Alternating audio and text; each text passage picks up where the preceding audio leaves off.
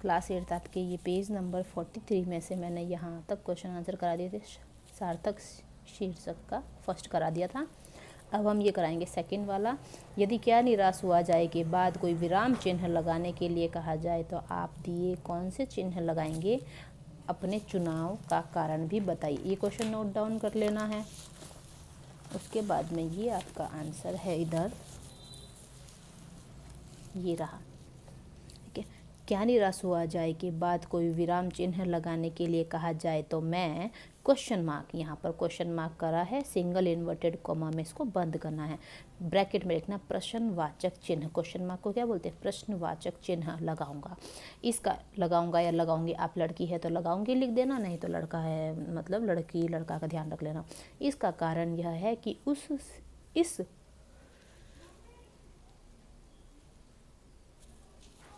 इसका कारण यह है कि इस शीर्षक से लेखक की जिज्ञासा की भावना का पता चलता है। जिज्ञासा मतलब किसी भी चीज़ को और उत्सुकता से जानने की, मतलब ऐसे नहीं होता कोई भी टॉपिक पता लग जाए हमको कि ये क्या होता है, कैसे होता है ना। कोई भी चीज़ का अपन पता लगाते हैं कि ये कैसी है चीज़, क्या है, मतलब उसके पीछे पड़ जाता है। जिज्ञासा उसको जानने की इच्छा होना।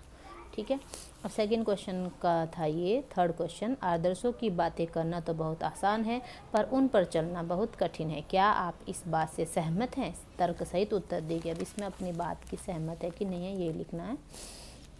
मैं इस बात से पूर्णतया सहमत हूँ कि आदर्शों की बातें करना तो बहुत आसान है पर उन पर चलना बहुत कठिन है।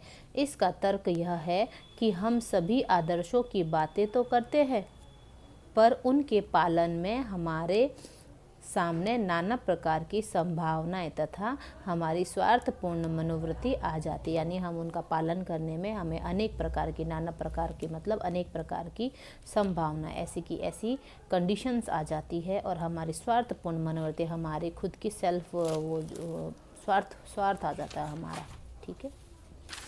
अब इसमें ये क्वेश्चन है यहाँ पर, सपनों का भारत। आपके विचार से, देखो हमारे महान मनीषियों के सपनों का भारत है और रहेगा, ये लिखने के बाद में क लिखना है। आपके विचार से हमारे महान विद्वानों ने किस तरह के भारत के सपने देखे थे, लिखिए। तो इसमें आपका विचार ही आ रहा है, तो इसमें अपने विचार से लिख लेना। जो लड़का लड़की का तो है, लड़की है तो क्रिया देख लेना। मेरे विचार से हमारे महान विद्वानों ने भारत के लिए सपना देखा कि भारत में कोई गरीब, दुखी, निरक्षर यानी अनपढ़ न रहे, सभी स्वस्थ हो, देश भ्रष्टाचार, हिंसा, आतंकवाद, घृणा, चोरी, लूट खसोट, लूटपाट होती है ना, आदि से मुक्त हो, लोगों के बीच समरसता हो यानी एक दूसरे में प्रेम हो, सभी प्रसन्न हो। ठीक है।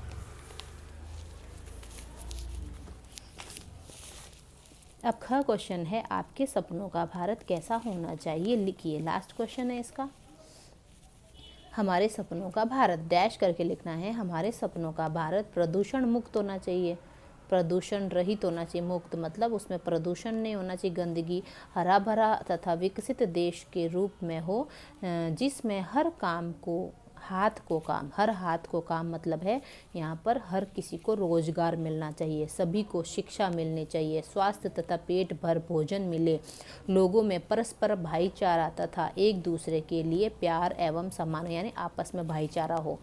भारत एक बार पुनः ज्ञान के क्षेत्र में विश्व गुरु की संज्ञा से विभूषित हो जाए, यानी एक बार फिर से हुए विश्व गुरु के रूप में। ये तो स्क्रीनशॉट वगैरह खींच लेना या सुन के लिख लेना, जो भी आपके हो।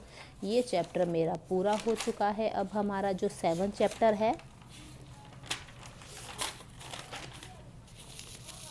अब हम करेंगे यहाँ पर 8 चैप्टर नेक्स्ट टाइम में। तो यहाँ तक मुझे काम कंप्लीट करके दे देना, और जिसको भी कोई वीडियो वगैरह क्वेश्चन आंसर छूट गया हो तो वो लिंक में से देख करके कर लेना, है ना। अब नेक्स्ट चैप्टर हम ये पढ़ाएंगे, यह सबसे कठिन समय नहीं। ठीक है। ये पोयम है तो हम पोयम पढ़ेंगे, जया जादवानी की है, जया जादवानी। तो अपन इसको नेक्स्ट वीडियो में करेंगे। ओके बेटा, ये क्वेश्चन कंप्लीट कर लेना चैप्टर।